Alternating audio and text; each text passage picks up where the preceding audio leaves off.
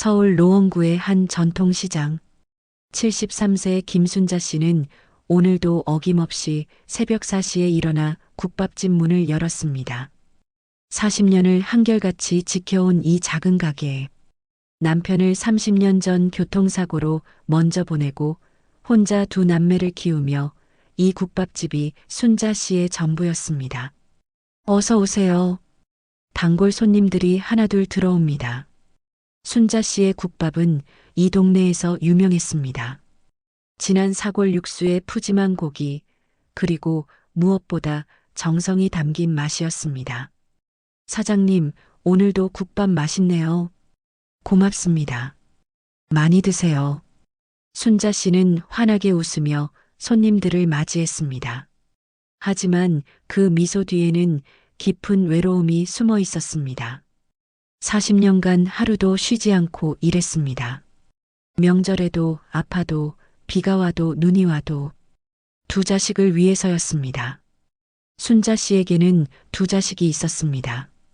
첫째 아들 민수는 45세, 대기업 부장으로 강남에 아파트를 가지고 있었습니다.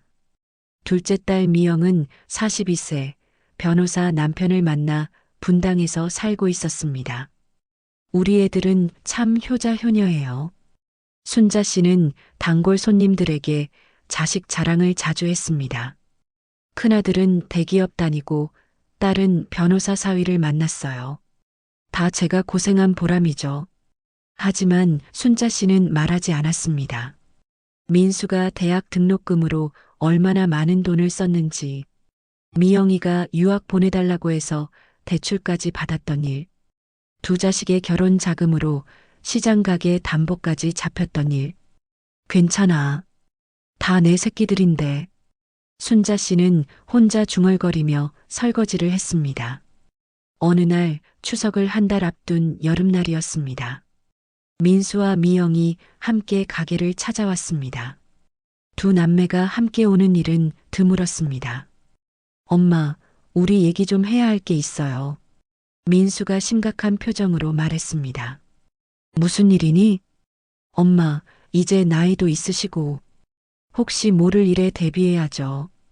미영이 거들었습니다. 무슨 소리야? 엄마, 상속세 아세요? 나중에 엄마가 돌아가시면 우리가 상속받을 때 세금을 엄청 많이 내야 해요. 민수가 서류를 꺼내며 설명했습니다. 그게 얼마나 되는데? 엄마 재산이 지금 이 가게 건물이랑 예금 합치면 15억 정도 되잖아요. 상속세가 한 5억은 나올 거예요. 순자 씨는 깜짝 놀랐습니다. 5억이나? 네. 그래서 미리 생전 증여를 하시면 세금을 훨씬 적게 낼 수 있어요. 우리를 위해서가 아니라 엄마 재산을 지키기 위해서예요. 미영이 엄마의 손을 잡으며 말했습니다. 하지만 순자 씨는 망설였습니다. 40년 동안 모은 재산을 지금 넘긴다는 게 쉽게 결정할 일이 아니었습니다. 엄마, 우리가 엄마를 버릴 것 같아요? 우리가 누군데요? 엄마가 키운 자식인데. 민수가 단호하게 말했습니다. 그래도 엄마 걱정 마세요. 각서 쓸게요. 엄마 생활비 매달 드리고 엄마 모시고 살겠다고 각서 쓸게요. 미영이 말했습니다. 순자 씨는 한참을 고민했습니다. 그래, 내 자식들인데 날 버리겠어? 알았다. 그럼 그렇게 하자. 일주일 후 순자 씨는 법무사 사무실에 앉아 있었습니다. 민수와 미영이 함께 있었습니다. 어르신, 여기 서명하시면 됩니다. 국밥집 건물은 아드님께, 예금 7억은 따님께 증여하시는 겁니다. 네. 순자 씨는 떨리는 손으로 서명을 했습니다. 40년의 세월이 이 한 장의 서류로 정리되는 순간이었습니다. 그리고 자녀분들이 쓰신 각서입니다. 법무사가 또 다른 서류를 꺼냈습니다. 저희 남매는 어머니께 매달 200만 원씩 생활비를 드리며 어머니를 끝까지 모시겠습니다. 각서에는 그렇게 적혀 있었습니다. 이것도 법적 효력이 있나요?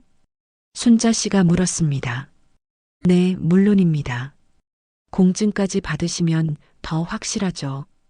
그럼 공증 받읍시다. 순자 씨는 조심스럽게 말했습니다.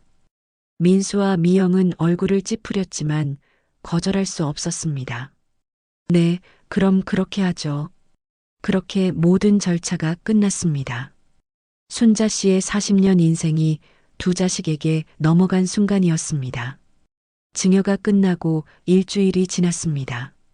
순자 씨는 평소처럼 민수에게 전화를 걸었습니다. 여보세요? 민수야? 네, 엄마. 민수의 목소리가 이전과 달리 차갑게 느껴졌습니다. 다음 주 일요일에 집에 놀러 가도 될까? 아, 엄마, 저희 다음 주에 좀 바빠서요. 나중에 연락드릴게요. 그래, 알았어. 전화를 끊은 순자 씨는 이상한 기분이 들었습니다. 기분 탓이겠지. 다음 날 미영에게도 전화를 걸었습니다. 미영아, 엄마야. 네, 엄마. 무슨 일이세요? 역시 미영의 목소리도 차갑게 느껴졌습니다. 아니, 그냥 목소리 듣고 싶어서. 엄마, 저 지금 좀 바빠요. 나중에 전화 드릴게요. 그래. 뚝. 전화가 끊겼습니다. 순자 씨는 불안한 마음이 들었습니다. 한 달이 지났습니다. 순자 씨는 약속된 생활비 200만 원을 기다렸습니다. 하지만 입금이 되지 않았습니다. 민수에게 전화를 걸었습니다. 여보세요? 민수야, 생활비가 아직 안 들어왔는데. 아, 그게 엄마. 제가 이번 달에 좀 급한데 돈 쓸 일이 있어서요. 다음 달에 합쳐서 드릴게요. 그래, 알았어. 순자 씨는 이해하려고 했습니다. 그래, 급한 일이 있을 수도 있지. 하지만 다음 달도 그 다음 달도 생활비는 들어오지 않았습니다. 전화를 해도 민수와 미영은 바쁘다는 핑계로 전화를 받지 않았습니다. 3개월이 지났습니다. 순자 씨는 생활비가 한 푼도 들어오지 않았습니다. 국밥집은 이미 민수 명의로 넘어갔고 순자 씨는 그저 세입자 신세가 되어버렸습니다. 엄마, 이번 달부터 월세 내셔야 해요. 어느 날 민수가 차갑게 말했습니다. 월세? 여기가 내가 40년 동안 한 가게인데? 엄마, 이제 제 건물이잖아요. 당연히 월세 내셔야죠. 민수야, 너 정말. 엄마, 저도 제 가족 먹여 살려야 해요. 월세 300만 원입니다. 순자 씨는 믿을 수 없었습니다. 300만 원? 그럼 나는 어떻게 살라고? 그건 엄마가 알아서 하세요. 저도 제 인생이 있어요. 민수는 그렇게 말하고 가게를 나갔습니다. 순자 씨는 그 자리에 주저앉아 울었습니다. 순자 씨는 딸 미영에게 전화를 걸었습니다. 미영아, 엄마 좀 도와줘. 엄마, 무슨 일이세요? 오빠가 월세를 내래. 300만 원씩? 엄마, 그건 당연한 거 아니에요? 이제 오빠 건물인데. 그래도 각서에 생활비 준다고 했잖니. 엄마, 그게 언제적 얘기예요. 저희도 먹고 살기 힘들어요. 미영아, 그럼 엄마가 준 7억은? 그건 제 돈이잖아요. 엄마가 증여해 주신 거고. 미영의 목소리는 차갑기만 했습니다. 미영아, 제발. 엄마 좀 도와줘. 엄마, 저도 제 가족이 있어요. 시댁에서도 돈 달라고 하고 엄마만 힘든 게 아니에요. 그래도 엄마, 저 바빠요. 끊을게요. 뚝. 전화가 끊겼습니다. 순자 씨는 전화기를 들고 멍하니 앉아 있었습니다. 내가 뭘 잘못한 거지? 추석이 다가왔습니다. 순자 씨는 차례상을 준비했습니다. 남편의 제사와 함께 지낼 차례상이었습니다. 애들이 올라오겠지. 순자 씨는 정성스럽게 음식을 준비했습니다. 가진 돈이 없어서 적금을 깨서 장을 봤습니다.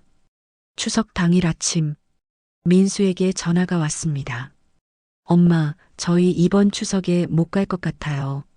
네? 왜? 회사 일이 갑자기 생겨서요. 정말 죄송해요. 민수야, 아빠 제사인데. 엄마, 제가 어떡해요. 회사 일인데. 이해해 주세요. 그래, 알았어. 순자 씨는 실망했지만 이해하려고 했습니다. 그런데 미영에게서도 전화가 왔습니다.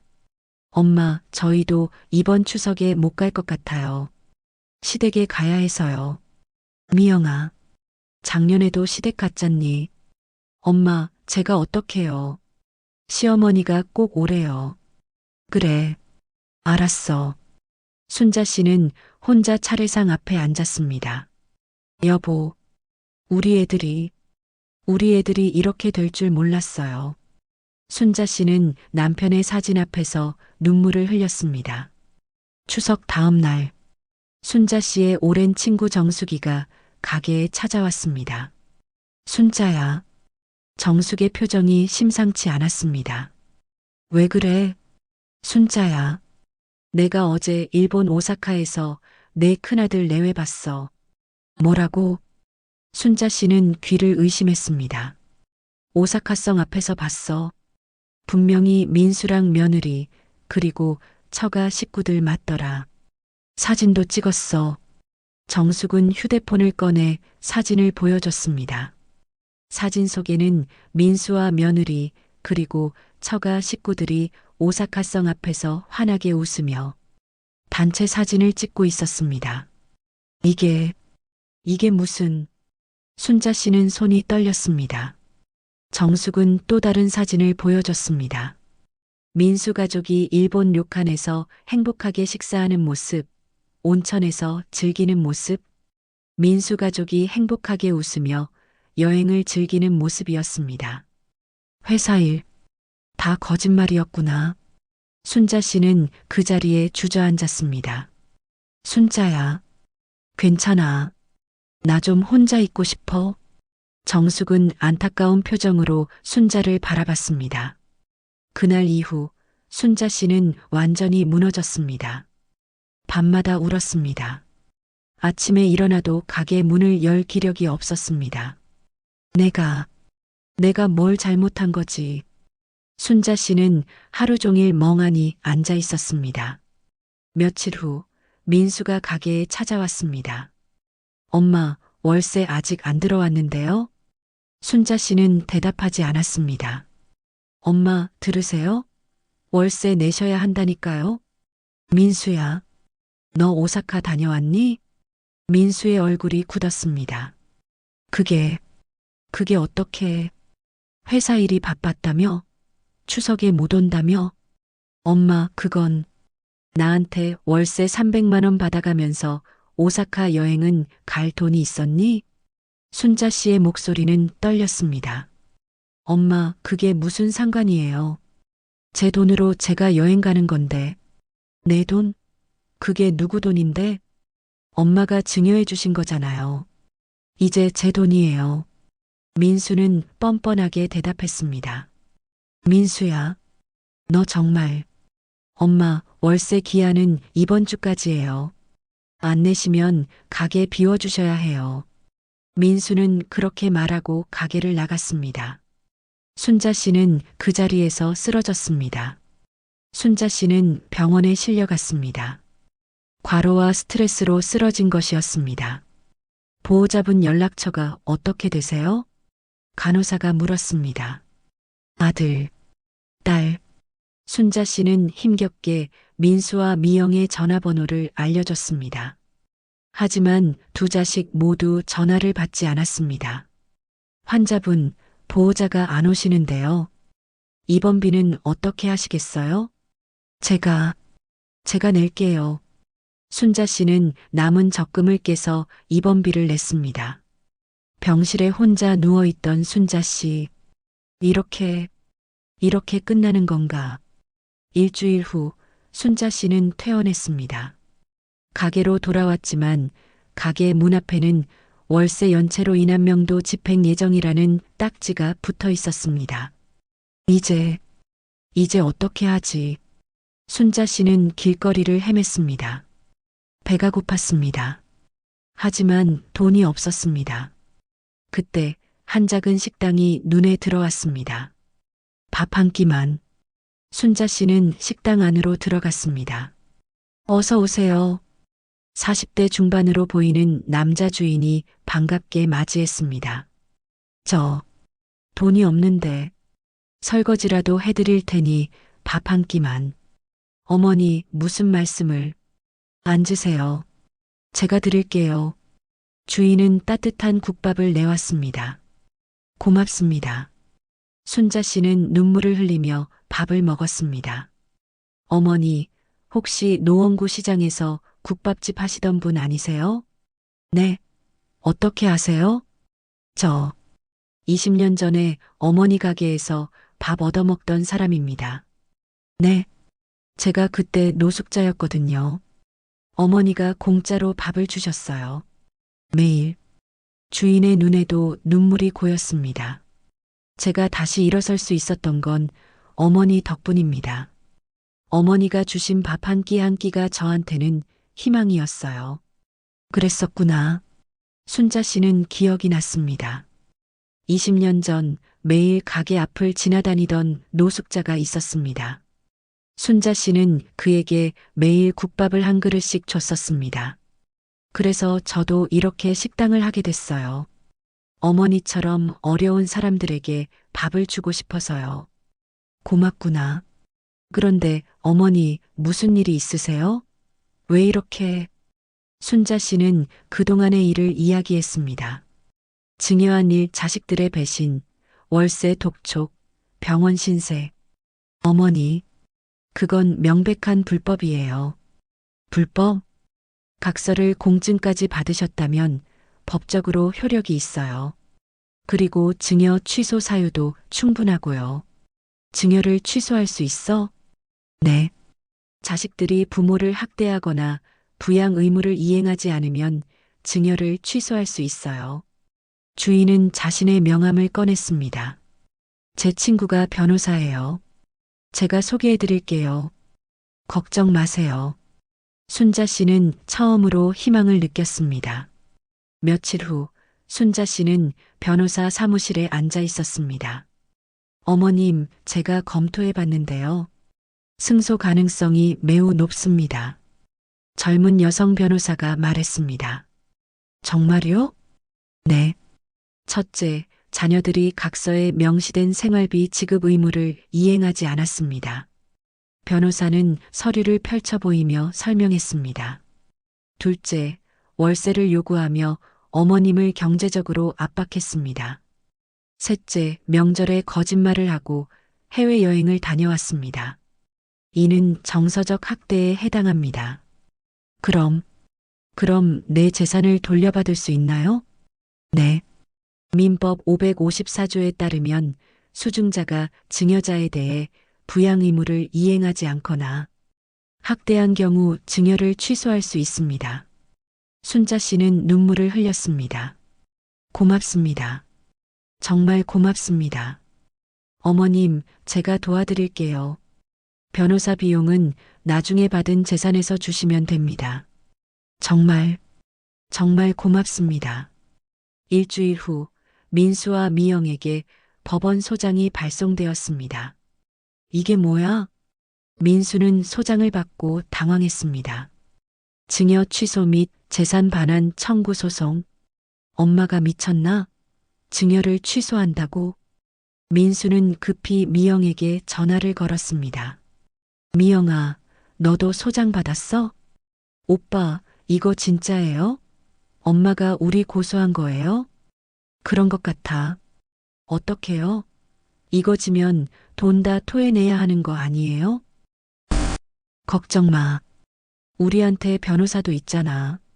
하지만 민수의 목소리는 떨리고 있었습니다. 한 달 후 첫 번째 재판이 열렸습니다. 순자 씨는 떨리는 마음으로 법정에 섰습니다. 민수와 미영은 건너편에 앉아 차갑게 순자 씨를 쳐다봤습니다. 원고 측 주장하시죠. 판사가 말했습니다. 순자 씨의 변호사가 일어섰습니다. 원고 김순자 씨는 2023년 5월 피고들에게 총 15억 상당의 재산을 증여했습니다. 당시 피고들은 공증된 각서를 통해 원고에게 매달 생활비를 지급하고 원고를 부양하겠다고 약속했습니다. 변호사는 각서를 증거로 제출했습니다. 하지만 피고들은 증여 후 한 번도 생활비를 지급하지 않았습니다. 오히려 피고 민수는 원고가 40년간 운영하던 가게에 월세 300만 원을 요구했습니다. 또한 피고들은 추석에 거짓말을 하고 해외여행을 다녀왔습니다.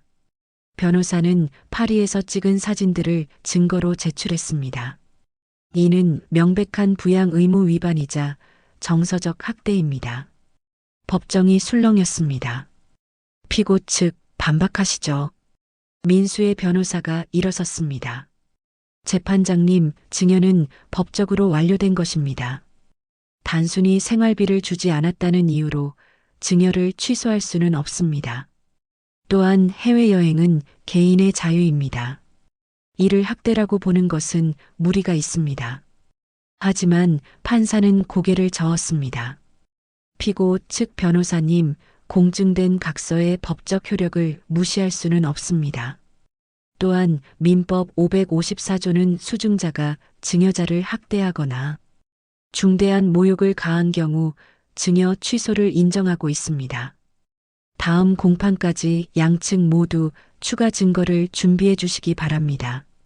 판사의 말에 첫 번째 공판이 끝났습니다.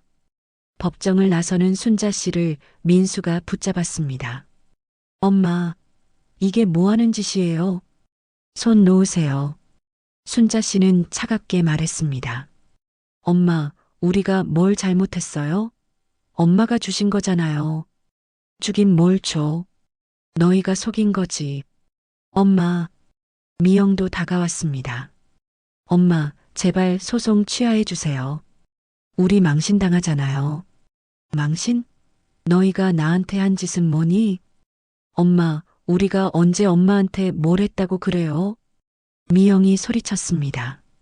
너희가 한 짓을 모르니? 거짓말하고 나를 내쫓고 여행이나 다니고. 그게 뭐가 잘못됐어요? 엄마 재산이 아니라 우리 재산이잖아요. 민수가 악을 썼습니다. 순자 씨는 두 자식을 바라봤습니다. 한때는 세상에서 가장 사랑했던 자식들. 하지만 이제는 낯선 사람들처럼 느껴졌습니다. 너희는 더 이상 내 자식이 아니야. 순자 씨는 그렇게 말하고 돌아섰습니다. 엄마, 민수와 미영이 외쳤지만 순자 씨는 뒤돌아보지 않았습니다. 변호사는 더 많은 증거를 수집하기 시작했습니다. 어머님, 가게 단골 손님들 연락처 있으세요? 네, 있어요. 순자 씨는 40년간 모은 단골 손님 명단을 꺼냈습니다. 변호사는 단골 손님들을 일일이 만나 증언을 받았습니다. 네, 순자 씨가 항상 자식 자랑하셨어요. 효자 효녀라고. 순자 씨가 쓰러진 날도 봤어요. 자식들은 병원에도 안 왔더라고요. 월세 독촉하러 온 아들 봤어요. 어머니한테 소리 지르고 난리도 아니었어요. 하나하나 증언이 모였습니다. 또한 변호사는 민수의 회사에도 조사를 했습니다. 민수 씨, 추석 연휴에 회사 출근했나요? 아니요. 연차 사용했어요. 어디 가셨는지 아세요? 글쎄요. 해외여행 간다고 들었어요. 민수의 거짓말이 하나씩 밝혀졌습니다. 한 달 후 두 번째 재판이 열렸습니다. 이번에는 증인들이 대거 출석했습니다. 증인 나오시죠. 판사의 말에 첫 번째 증인이 증인석에 섰습니다. 국밥집 단골이었던 70대 노인이었습니다. 증인께서는 원고를 얼마나 아십니까? 30년 넘게 알았습니다. 매일 아침 국밥 먹으러 갔거든요. 원고의 자녀들에 대해 들은 적 있으십니까? 네. 순자 씨가 항상 자식 자랑하셨어요. 아들은 대기업 다니고 딸은 변호사 며느리 만났다고. 그런데 최근에는 어땠습니까? 순자 씨가 많이 야위셨어요. 밥도 제대로 못 먹는 것 같았고, 한 번은 우시는 것도 봤어요. 증인의 증언에 방청객들이 술렁였습니다. 다음 증인은 식당 주인 강철수 씨였습니다. 증인께서는 원고를 어떻게 만나셨습니까? 저는 20년 전 노숙자였습니다. 원고께서 매일 밥을 주셨어요. 그 후 어떻게 되셨습니까? 원고 덕분에 다시 일어설 수 있었습니다. 지금은 작은 식당을 운영하고 있습니다. 최근에 원고를 다시 만나셨다고요? 네. 원고께서 제 식당에 오셨는데 돈이 없다고 하셨어요. 설거지라도 하겠다고. 강철수의 목소리가 떨렸습니다. 40년 동안 국밥집을 운영하시던 분이 밥 한 끼 먹을 돈이 없다는 게 믿을 수 없었습니다. 법정이 조용해졌습니다. 원고께서 왜 그렇게 되셨다고 들으셨습니까? 자녀들에게 재산을 모두 증여했는데 자녀들이 돌변했다고 하셨습니다. 생활비도 주지 않고 오히려 월세를 요구했다고. 방청석에서 한숨소리가 들렸습니다. 민수와 미영은 고개를 숙이고 있었습니다.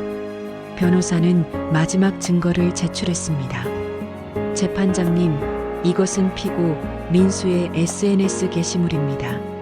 스크린에 민수의 인스타그램이 띄워졌습니다. 일본 오사카성 앞에서 찍은 사진. 해시태그 일본 여행, 해시태그 인생샷, 해시태그 행복한 추석. 게시 날짜는 추석 당일이었습니다. 피고 민수는 원고에게 회사 일이 바빠서 추석에 갈 수 없다고 거짓말했습니다. 하지만 실제로는 해외여행을 즐기고 있었습니다. 다음은 미영의 SNS였습니다. 해시태그 가족여행, 해시태그 루브르 박물관, 해시태그 파리, 해시태그 그레이트 펄. 피고 미영 역시 시댁에 간다고 거짓말했지만 가족여행을 가고 있었습니다. 변호사는 여행 경비 내역도 제출했습니다. 두 가족의 여행 경비는 총 2천만 원이 넘습니다. 원고에게 생활비 200만 원도 주지 않으면서 2천만 원짜리 해외여행은 다녀온 것입니다. 방청석에서 탄식이 터져나왔습니다. 판사도 인상을 찌푸렸습니다. 피고 측, 이에 대해 반박하시겠습니까? 민수의 변호사는 아무 말도 하지 못했습니다. 판사가 민수에게 직접 질문했습니다. 피고, 민수, 원고에게 회사 일이 바쁘다고 했는데 실제로는 해외여행을 간 것이 맞습니까? 민수는 머뭇거렸습니다. 네. 왜 거짓말을 하셨습니까? 그냥 가고 싶지 않았습니다. 가고 싶지 않았다? 추석인데요? 민수는 대답하지 못했습니다. 공증된 각서에 매달 생활비를 드리겠다고 했는데 한 번도 지급하지 않은 이유는 무엇입니까? 돈이 필요했습니다. 여행 갈 돈은 있었으면서요? 또한 어머니가 운영하시던 가게에 월세를 요구한 것도 사실입니까? 네. 왜 그렇게 하셨습니까? 민수는 한참을 침묵하다가 말했습니다. 제 건물이니까요. 당연히 월세를 받아야죠. 그 말에 방청석이 술렁였습니다. 제 건물이라 어머니가 40년 동안 일하신 곳인데 말입니까? 판사의 목소리에는 분노가 섞여 있었습니다. 법적으로 제 건물입니다. 민수는 고집스럽게 대답했습니다. 판사는 이번에는 미영에게 물었습니다. 피고 미영, 어머니께서 병원에 입원하셨을 때 연락을 받으셨습니까? 네. 왜 병원에 가지 않으셨습니까? 바빴습니다. 무엇이 그렇게 바빴습니까? 그냥 개인적인 일이 어머니보다 중요했습니까? 미영은 대답하지 못했습니다. 어머니께서 증여하신 7억으로 무엇을 하셨습니까? 집을 샀습니다. 어디에요? 분당 판교 신도시에. 얼마짜리 집입니까? 12억입니다. 12억? 7억을 증여받고 5억은 어떻게 마련하셨나요? 대출받았습니다. 대출까지 받아가며 12억짜리 집을 사면서 어머니께 생활비 200만 원은 드릴 수 없었습니까? 미영은 눈물을 흘렸습니다.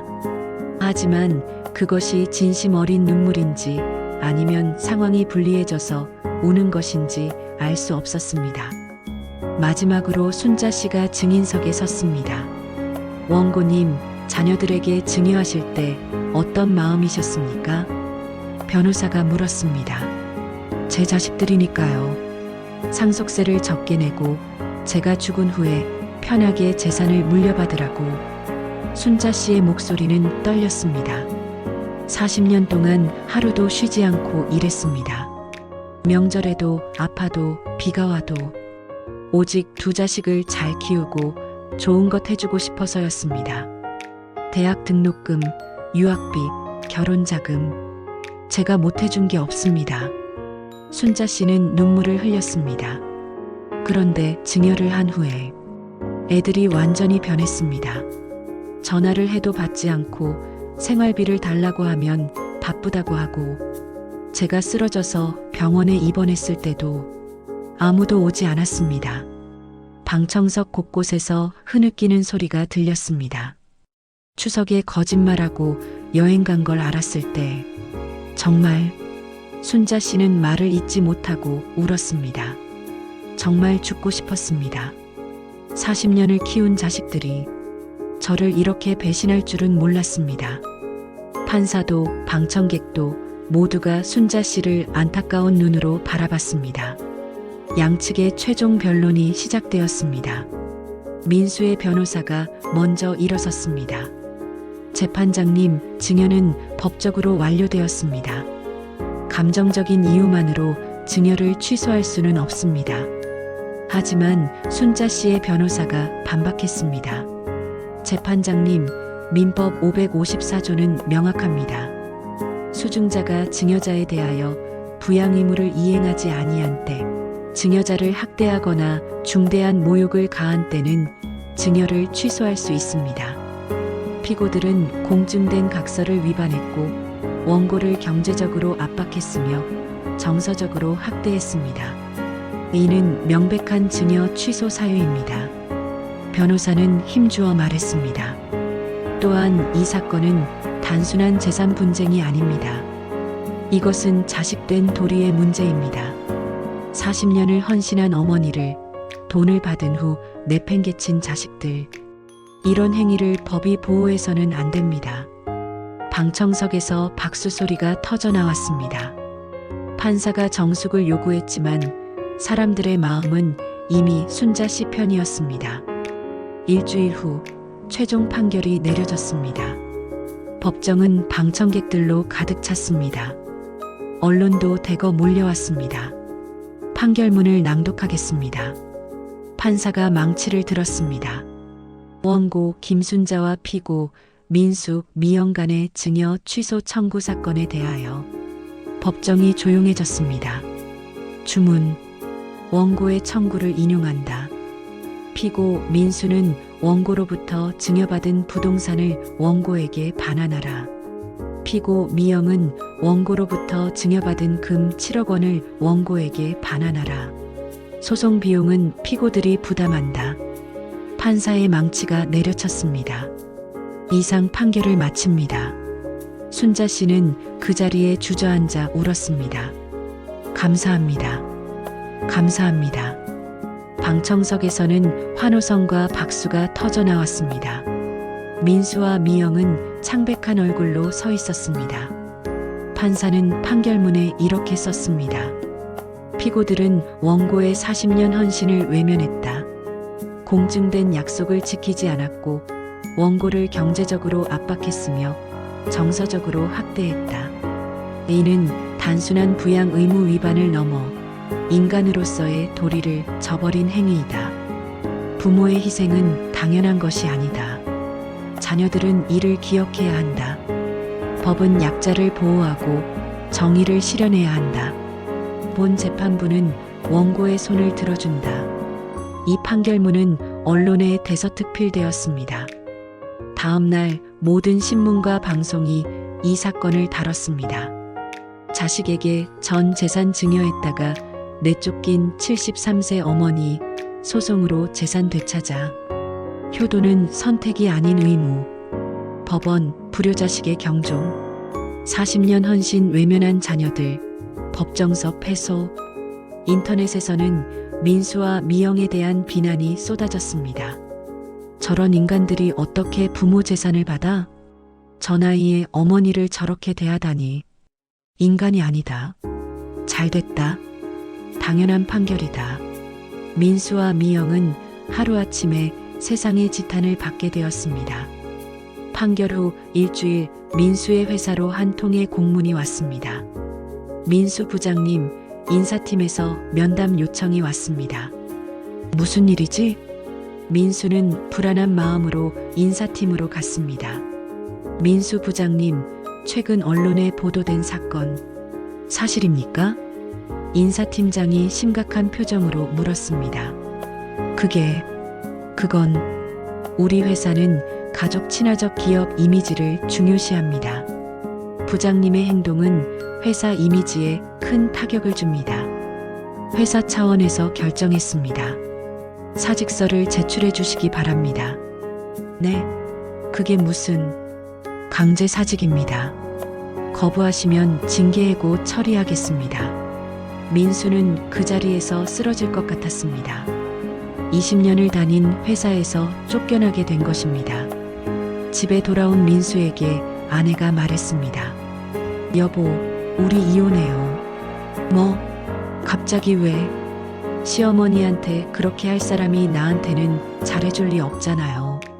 당신, 아이들도 다 알아요. 아빠가 할머니한테 뭘 했는지. 아이들이 학교에서 놀림받아요. 그건 재판에서 졌으니 건물도 돌려줘야 하고 나는 더 이상 당신이랑 못 살아요. 아내는 짐을 싸서 나갔습니다. 민수는 빈집에 혼자 남았습니다. 미영도 마찬가지였습니다. 남편이 이혼을 요구했습니다. 당신 친정 때문에 내가 로펌에서 얼마나 욕먹는지 알아? 여보, 변호사가 자기 장모한테 저런 짓을 하는 마누라를 둔 변호사라고. 다들 수군거려. 미안해. 미안하다고 될 일이야? 7억도 돌려줘야 하잖아. 우리 집도 경매 넘어가게 생겼어. 여보, 제발. 이혼해. 나 혼자서라도 살아야겠어. 남편은 이혼 서류를 내밀었습니다. 미영은 무너졌습니다. 아이들마저 미영을 외면했습니다. 엄마, 나 할머니 보러 갈래. 뭐? 엄마가 할머니한테 나쁜 짓 했다며? 친구들이 다 알아. 그건 나 엄마 싫어. 할머니가 불쌍해. 아이들마저 등을 돌렸습니다.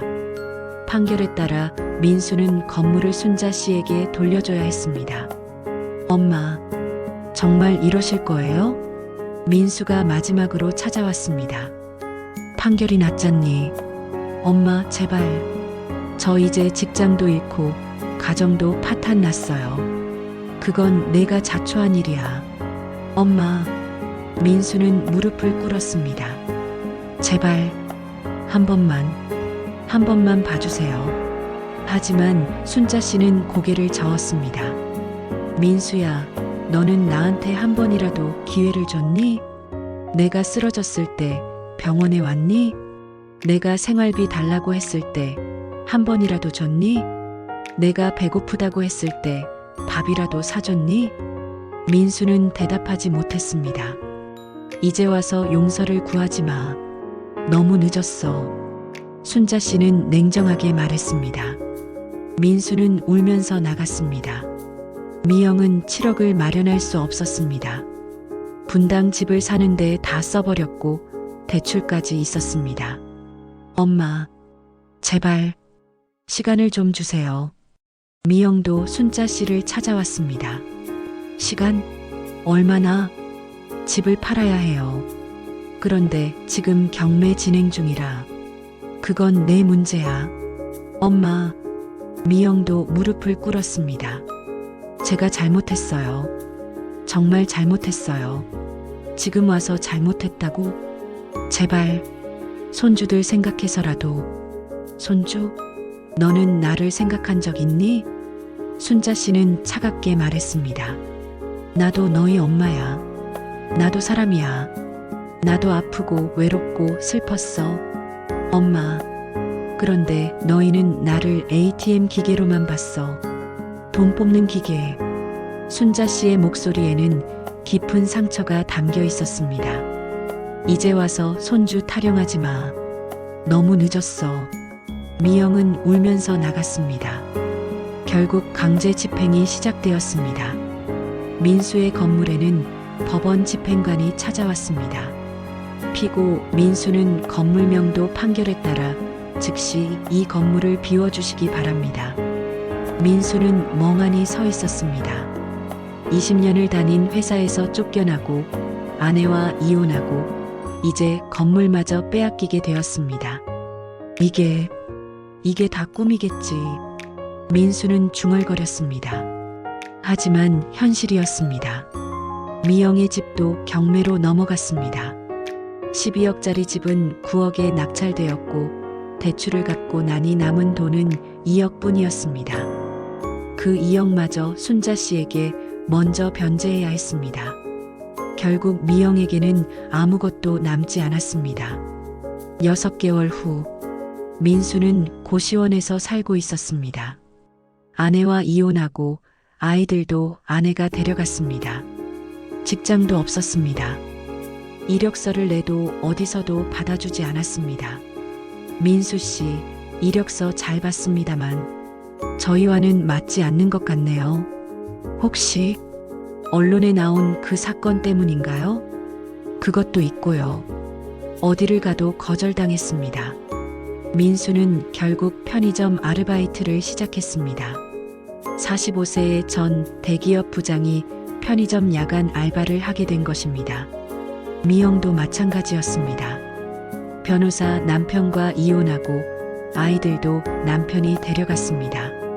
미영은 작은 원룸에서 혼자 살게 되었습니다. 변호사 사무실에서 일하던 미영은 해고당했습니다. 미영 씨, 죄송하지만 사무실 이미지 때문에. 미영도 일자리를 찾아 헤맸지만 쉽지 않았습니다. 결국 식당에서 설거지 아르바이트를 시작했습니다. 두 남매 모두 완전히 몰락한 것입니다. 반면 순자 씨는 다시 일어섰습니다. 건물을 돌려받고 미영에게서 일부 돈을 받았습니다. 미영은 7억을 다 갚지 못했지만 법원은 분할 변제를 명령했습니다. 순자 씨는 국밥집을 다시 열었습니다. 어서 오세요.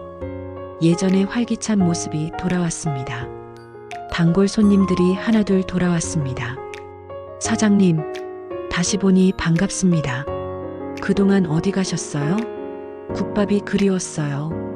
사장님, 판결 소식 들었어요. 정말 잘하셨어요. 단골 손님들은 순자 씨를 진심으로 반겼습니다. 고맙습니다. 여러분 덕분에 다시 일어설 수 있었어요. 순자 씨는 눈물을 흘리며 손님들에게 인사했습니다. 식당 주인 강철수도 찾아왔습니다. 어머님, 축하드려요. 철수야, 내가 아니었으면 어떻게 됐을까? 어머님이 20년 전에 저를 살려주셨잖아요. 당연히 제가 도와드려야죠. 두 사람은 서로를 꼭 안았습니다. 순자 씨는 가게를 다시 운영하면서 조금씩 변화를 주었습니다. 철수야, 나도 내처럼 어려운 사람들 도와주고 싶어. 어머님, 매일 아침 한 끼씩 노숙자나 어려운 사람들한테 공짜로 국밥 주려고. 어머님, 정말 대단하세요. 내가 그렇게 해서 일어섰잖니. 나도 누군가를 도와주고 싶어. 그렇게 순자 씨의 가게에서는 매일 아침 10명에게 무료 국밥을 제공하기 시작했습니다. 이 소문이 퍼지면서 더 많은 손님들이 찾아왔습니다. 저도 동참하고 싶어요. 무료 국밥 한 그릇값 내고 갈게요. 저도요. 사람들의 선의가 모여 순자 씨의 가게는 더욱 번창했습니다. 어느 추운 겨울날 밤, 민수는 편의점 야간 근무를 마치고 새벽 거리를 걷고 있었습니다. 배가 고팠습니다. 하지만 지갑에는 3,000원밖에 없었습니다. 국밥이라도 먹고 싶은데 그때 한 가게가 눈에 들어왔습니다. 순자 씨의 국밥집이었습니다. 무료 국밥 제공 중. 간판에 그렇게 써 있었습니다. 민수는 망설였습니다. 내가 저기 들어가도 되나? 하지만 배고픔을 이기지 못하고 조심스럽게 가게 안으로 들어갔습니다. 어서 오세요. 순자 씨의 밝은 목소리가 들렸습니다. 민수는 모자를 깊이 눌러 쓰고 구석 자리에 앉았습니다. 국밥 한 그릇이요. 네, 금방 가져다 드릴게요. 잠시 후 뜨끈한 국밥이 나왔습니다. 민수는 한 숟가락 떠먹는 순간 눈물이 왈칵 쏟아졌습니다. 엄마 손맛이다. 어린 시절 학교에서 돌아오면 항상 엄마가 끓여주던 그 맛이었습니다. 민수는 울면서 국밥을 먹었습니다. 그때 순자 씨가 물을 가지고 왔다가 민수를 알아봤습니다. 민수야? 민수는 고개를 들 수 없었습니다. 엄마, 죄송합니다. 민수는 바닥에 이마를 찧었습니다. 제가 정말 잘못했습니다. 일어나라. 순자 씨의 목소리는 담담했습니다. 엄마, 밥 다 먹어라. 식으면 맛없어. 순자 씨는 그렇게 말하고 주방으로 돌아갔습니다. 민수는 떨리는 손으로 국밥을 다 먹었습니다. 계산을 하러 가니 순자 씨가 말했습니다. 무료야. 그냥 가. 엄마, 다음부터 오지 마. 너 볼 때마다 가슴이 아파. 민수는 고개를 숙이고 가게를 나왔습니다. 가게 밖에서 한참을 울었습니다. 미영도 비슷한 상황이었습니다. 식당에서 설거지 아르바이트를 하던 미영은 어느 날 허리를 다쳤습니다. 병원에 갈 돈도 없었습니다. 엄마라면 어떻게 했을까? 미영은 순자 씨를 떠올렸습니다. 순자 씨는 40년 동안 하루도 쉬지 않고 일했습니다. 아파도 힘들어도 자식들을 위해 견뎠습니다. 그런 엄마를 미영은 자신이 한 일을 후회하기 시작했습니다. 다음 날 미영은 순자 씨의 가게 앞에 섰습니다. 하지만 들어갈 용기가 나지 않았습니다. 1시간을 그렇게 밖에서 서성이다가 결국 편지 한 통을 가게 문 앞에 두고 갔습니다. 엄마, 미영이에요. 제가 정말 잘못했어요. 돈이 생기니까 정신을 잃었어요. 엄마의 희생을 당연하게 여겼어요. 엄마가 얼마나 힘들게 그 돈을 모았는지 생각하지 못했어요. 이제야 알았어요. 설거지 아르바이트를 하면서 알았어요. 손이 트고 허리가 아프고 매일 힘들어요. 그런데 엄마는 이걸 40년 동안 하셨어요. 엄마, 정말 죄송해요. 용서를 구하려고 이 편지를 쓰는 게 아니에요. 그냥 엄마가 알아주셨으면 해서요. 제가 정말 잘못했다는 걸. 엄마, 건강하세요. 마이너스 미영 올림. 순자 씨는 편지를 읽고 한참을 울었습니다. 1년이 흘렀습니다. 순자 씨의 국밥집은 더욱 번창했습니다. 무료 급식 봉사는 계속되었고 많은 사람들이 도움을 받았습니다. 어느 날 한 방송국에서 순자 씨를 찾아왔습니다. 어머님, 저희가 다큐멘터리를 만들고 싶은데요. 어머님의 이야기를 담고 싶습니다. 제 이야기요? 네.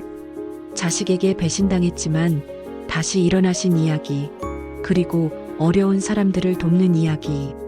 저는 특별한 사람이 아닌데. 아닙니다. 어머님의 이야기는 많은 분들에게 희망을 줄 겁니다. 순자 씨는 고민 끝에 허락했습니다.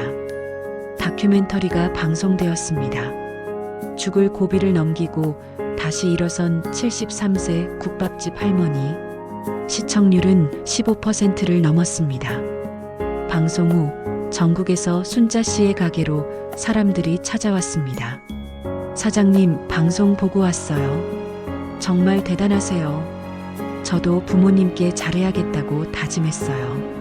순자 씨의 이야기는 많은 사람들에게 감동을 주었습니다. 특히 같은 처지의 부모들이 용기를 얻었습니다. 저도 자식한테 당했는데 순자 씨 보고 힘냈어요. 저도 소송 준비 중입니다. 순자 씨가 해낼 수 있었으니 저도 할 수 있겠죠? 순자 씨는 비슷한 처지의 사람들을 위한 모임도 만들었습니다. 우리 같은 사람들이 서로 위로하고 도와야 해요. 2년이 더 흘렀습니다. 민수는 여전히 편의점에서 일하고 있었지만 많이 변했습니다. 틈날 때마다 봉사활동을 했습니다. 노숙자 쉼터에서 청소를 하고 무료 급식소에서 배식을 도왔습니다. 어느 날 무료 급식소에서 순자 씨와 마주쳤습니다. 순자 씨도 그곳에서 봉사를 하고 있었던 것입니다. 엄마, 민수야. 두 사람은 어색하게 서 있었습니다. 엄마, 지난 2년 동안 정말 많이 반성했어요. 민수의 눈에는 진심이 담겨 있었습니다. 제가 얼마나 못된 짓을 했는지 이제야 알았어요. 엄마를 용서해달라는 게 아니에요. 그저 제가 변했다는 걸 보여드리고 싶어요. 순자 씨는 한참을 민수를 바라봤습니다. 민수야, 네 엄마, 많이 야위었구나. 순자 씨의 눈에 눈물이 맺혔습니다. 엄마, 밥은 잘 먹고 다니니? 네, 엄마. 민수는 울음을 터뜨렸습니다. 순자 씨도 울었습니다. 엄마, 정말 죄송해요. 정말. 그래, 알았어. 이제 그만 울어라. 두 사람은 그렇게 한참을 울었습니다. 며칠 후 미영도 순자 씨를 찾아왔습니다. 엄마, 미영은 순자 씨의 가게 앞에서 무릎을 꿇었습니다. 제발 한 번만 봐주세요. 지나가던 사람들이 쳐다봤지만 미영은 신경 쓰지 않았습니다. 엄마, 제가 정말 잘못했어요. 순자 씨가 가게 밖으로 나왔습니다. 일어나거라. 엄마, 사람들이 다 쳐다보잖니. 들어와. 미영은 순자 씨를 따라 가게 안으로 들어갔습니다.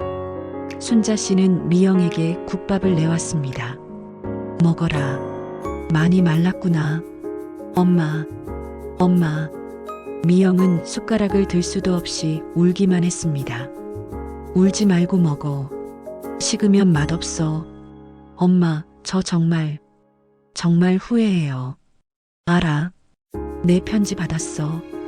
여러 번 읽었어. 엄마, 미영아, 엄마는 너희를 미워하지 않아. 순자 씨가 말했습니다. 다만 너무 실망했을 뿐이야. 죄송해요. 하지만 너희가 변하는 걸 보니 엄마도 마음이 조금씩 풀려. 엄마, 천천히 하자. 시간이 필요해. 엄마도 너희도. 미영은 고개를 끄덕였습니다. 3년이 더 흘렀습니다. 민수는 작은 회사에 취직했습니다. 편의점 알바를 하면서도 꾸준히 자기 개발을 한 덕분이었습니다. 미영도 작은 법률 사무소에서 사무직으로 일하게 되었습니다. 두 사람 모두 겸손하게 살았습니다. 매주 토요일마다 순자 씨의 가게를 찾아와 청소를 하고 설거지를 도왔습니다. 엄마, 제가 할게요. 아니야, 내가 일하느라 힘들 텐데. 엄마가 더 힘드시잖아요. 민수와 미영은 진심으로 순자 씨를 도왔습니다. 어느 날 순자 씨가 두 자식을 불러 앉혔습니다. 엄마가 할 말이 있어. 네, 엄마. 너희 정말 많이 변했구나. 순자 씨의 눈에 눈물이 고였습니다. 지난 3년 동안 너희가 얼마나 노력했는지 엄마가 다 봤어. 엄마는 너희를 용서한다. 엄마. 민수와 미영은 순자 씨를 꼭 안았습니다. 세 사람은 한참을 울었습니다. 하지만 순자 씨가 말을 이었습니다. 재산은 돌려주지 않을 거야. 엄마가 죽으면 자선단체에 기부할 거야. 민수와 미영은 고개를 끄덕였습니다. 괜찮아요, 엄마. 저희는 이제 저희 힘으로 살 거예요. 엄마가 편하신 대로 하세요. 두 자식의 말에 순자 씨는 미소 지었습니다. 고맙구나. 5년이 흘렀습니다. 순자 씨는 이제 78세가 되었습니다. 건강은 예전 같지 않았지만 여전히 가게를 운영하고 있었습니다. 민수는 작은 회사지만 성실하게 일했고 과장으로 승진했습니다. 새로운 아내도 만나 재혼했고 아이도 생겼습니다. 미영도 법률사무소에서 인정받아 대리 직함을 받았습니다. 역시 새로운 남편을 만나 재혼했고 행복하게 살고 있었습니다. 어느 추석날 민수와 미영은 가족들을 모두 데리고 순자 씨의 가게를 찾아왔습니다. 할머니, 손주들이 순자 씨에게 달려왔습니다. 어머, 우리 손주들 컸네. 순자 씨는 손주들을 꼭 안았습니다.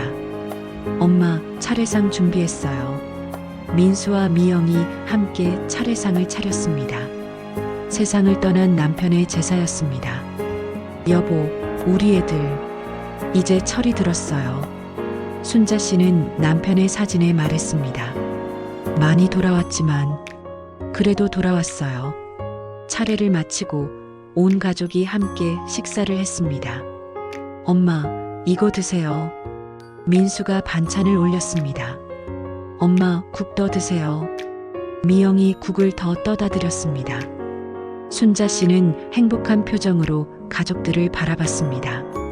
이게 내가 원했던 거야. 돈이 아니었습니다. 재산이 아니었습니다. 가족이 함께 모여 밥을 먹고 서로를 챙기는 것. 그것이 순자 씨가 원했던 행복이었습니다. 며칠 후 순자 씨는 변호사를 불렀습니다. 유언장을 쓰려고 합니다. 네, 어르신. 제 재산, 건물과 예금 전부. 변호사가 펜을 들었습니다. 절반은 자선단체에, 절반은 민수와 미영에게 주세요. 네. 자녀분들에게도 주시는 겁니까? 네. 순자 씨는 미소 지었습니다. 애들이 변했어요. 진심으로 변했어요. 5년 동안 지켜봤는데 이제는 믿을 수 있어요. 알겠습니다. 유언장이 작성되었습니다. 하지만 순자 씨는 이 사실을 민수와 미영에게 말하지 않았습니다. 세월은 빠르게 흘렀습니다. 순자 씨는 이제 83세가 되었습니다. 건강이 많이 안 좋아져서 더 이상 가게 일을 하지 못했습니다. 민수와 미영이 교대로 순자 씨를 모셨습니다. 엄마, 약 드실 시간이에요. 엄마, 식사하세요. 두 자식은 정성껏 순자 씨를 돌봤습니다. 손주들도 자주 찾아왔습니다. 할머니, 학교에서 1등 했어요. 할머니, 이거 제가 그린 그림이에요. 순자 씨는 행복했습니다. 어느 날 순자 씨는 민수와 미영을 불렀습니다. 애들아, 네 엄마. 엄마가 할 말이 있어.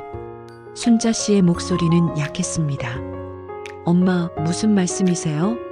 엄마는 행복했어. 엄마, 처음엔 너희가 미웠어. 정말 미웠어. 순자 씨는 눈물을 흘렸습니다. 하지만 너희가 변하는 걸 보면서 엄마도 변했어. 엄마, 용서하는 게 이렇게 마음 편한 줄 몰랐어. 엄마, 저희가 더 감사해요. 엄마가 기회를 주셔서. 민수와 미영도 울었습니다. 애들아, 사랑한다. 저희도 사랑해요, 엄마. 그로부터 한 달 후, 순자 씨는 평화롭게 눈을 감았습니다. 가족들이 모두 지켜보는 가운데였습니다. 엄마, 할머니, 장례식에는 수많은 사람들이 찾아왔습니다. 40년간의 단골 손님들, 순자 씨에게 도움을 받았던 사람들, 무료 급식을 받았던 노숙자들. 순자 씨는 저의 은인입니다. 순자 씨 덕분에 제가 살아났습니다. 정말 훌륭한 분이셨어요. 장례식장은 조문객들로 가득 찼습니다. 장례를 마치고 유언장이 공개되었습니다. 고인께서는 재산의 절반을 자선단체에, 절반을 자녀분들에게 주신다고 하셨습니다. 민수와 미영은 깜짝 놀랐습니다. 엄마가 우리한테도 재산을, 저희는 기대하지 않았는데. 두 사람은 울었습니다. 그리고 이 편지를 남기셨습니다. 변호사가 편지를 꺼냈습니다. 민수, 미영에게. 엄마야, 너희가 이 편지를 읽고 있다면 엄마는 이미 세상을 떠났겠구나. 엄마는 행복했어. 처음엔 너희가 너무 미웠어. 40년을 일한 보람이 없다고 생각했어. 하지만 너희가 변하는 걸 보면서 깨달았어. 사람은 변할 수 있다는 것을. 그리고 용서는 미워하는 사람이 아니라 용서하는 사람을 자유롭게 한다는 것을. 민수야, 미영아, 엄마는 너희를 사랑해. 처음부터 끝까지 사랑했어. 미웠던 순간에도 사랑했어. 왜냐하면 너희는 엄마의 자식이니까. 엄마가 주는 재산은 많지 않아. 하지만 이것으로 너희 인생에 작은 도움이 되었으면 해. 그리고 부탁이 하나 있어. 엄마처럼 어려운 사람들을 도와줘. 엄마가 했던 무료 급식, 너희가 이어갔으면 좋겠어. 엄마의 마지막 소원이야. 사랑한다. 우리 아들, 딸. 마이너스 엄마가. 민수와 미영은 편지를 읽고 목 놓아 울었습니다. 순자 씨가 세상을 떠난 지 3년이 지났습니다. 순자 씨의 국밥집은 여전히 운영되고 있었습니다. 하지만 주인이 바뀌었습니다. 민수와 미영이 함께 가게를 운영하고 있었습니다. 어서 오세요. 국밥 나왔습니다. 두 남매는 순자 씨가 했던 것처럼 성심성의껏 손님을 대했습니다. 그리고 매일 아침 무료 급식도 계속했습니다. 할머니가 하시던 거 우리가 이어가는 거야. 맞아. 이게 엄마가 원하신 거야. 가게 한쪽 벽에는 순자 씨의 사진이 걸려 있었습니다. 환하게 웃고 있는 순자 씨의 모습. 그 아래에는 글귀가 적혀 있었습니다. 용서는 약한 자가 하는 것이 아니라 강한 자가 하는 것입니다. 그리고 사랑은 끝까지 포기하지 않는 것입니다. 마이너스 김순자. 손님들은 이 글귀를 보며 고개를 끄덕였습니다. 정말 훌륭한 분이셨네요. 자식들도 잘 키우셨어요. 민수와 미영은 그 말을 들으며 미소 지었습니다. 엄마, 저희 잘하고 있죠? 두 사람은 마음속으로 순자 씨에게 물었습니다. 가게 안에 따뜻한 바람이 불어왔습니다. 마치 순자 씨가 그래, 잘하고 있다고 대답하는 것 같았습니다. 그날 저녁 가게 문을 닫고 민수와 미영은 함께 순자 씨의 묘소를 찾았습니다. 엄마 왔어요. 엄마 가게 잘 되고 있어요. 두 사람은 순자 씨의 묘비 앞에 앉았습니다. 엄마, 정말 죄송했어요. 그리고 정말 감사했어요. 엄마가 기회를 주지 않으셨으면 저희는 영원히 잘못된 삶을 살았을 거예요. 엄마 덕분에 저희가 변할 수 있었어요. 두 사람은 묘비를 쓰다듬었습니다. 엄마, 사랑해요. 정말 사랑해요. 하늘에서 별이 반짝였습니다. 마치 순자 씨가 나도 사랑한다고 말하는 것 같았습니다. 민수와 미영은 손을 잡고 묘소를 떠났습니다. 그들의 뒷모습은 평화로워 보였습니다.